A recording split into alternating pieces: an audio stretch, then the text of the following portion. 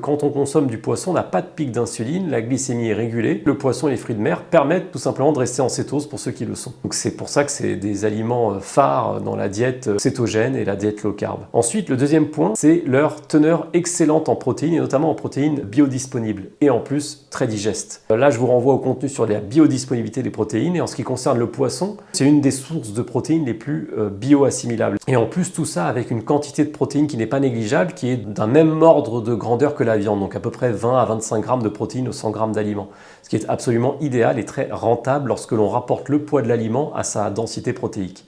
Ensuite, l'autre sujet, c'est les lipides. En ce qui concerne les apports en gras, là encore, les poissons et les crustacés, ils font office de quasi-super-aliments pour plusieurs raisons. La première raison, c'est qu'on peut augmenter ou diminuer son apport en matière grasse en fonction de l'espèce qu'on va choisir. On a donc l'embarras du choix. Dans les poissons gras, très utiles en diète cétogène et en général pour la satiété et pour l'énergie, vous allez avoir les sardines, les anchois, les maquereaux, le hareng et le saumon. Les poissons maigres, donc, ils vont apporter 1 à 3% de gras, ce qui est parfait pour un repas digeste, rapidement métabolisé quand on n'a pas très faim ou qu'on souhaite tout simplement manger léger et réduire ses calories.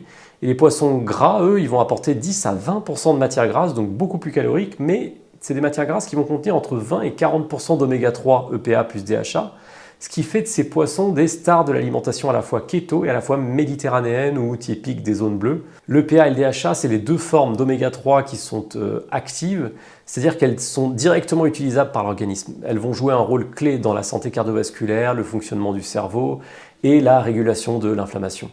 Avec ces teneurs records en oméga 3 facilement utilisables par l'organisme, les petits poissons gras, ça va être les stars de l'alimentation à la fois keto et à la fois méditerranéenne et plus globalement d'une alimentation tout simplement saine. D'ailleurs, l'intérêt des poissons gras, il ne concerne pas que la longévité, mais aussi la perte de poids. C'est un peu contre-intuitif, mais en alimentation très faible en glucides, il semblerait que le fait de rehausser les matières grasses, et particulièrement les matières grasses qui sont issues des produits de la mer, plutôt que de la crème ou du beurre par exemple, ce soit particulièrement bénéfique pour la perte de poids.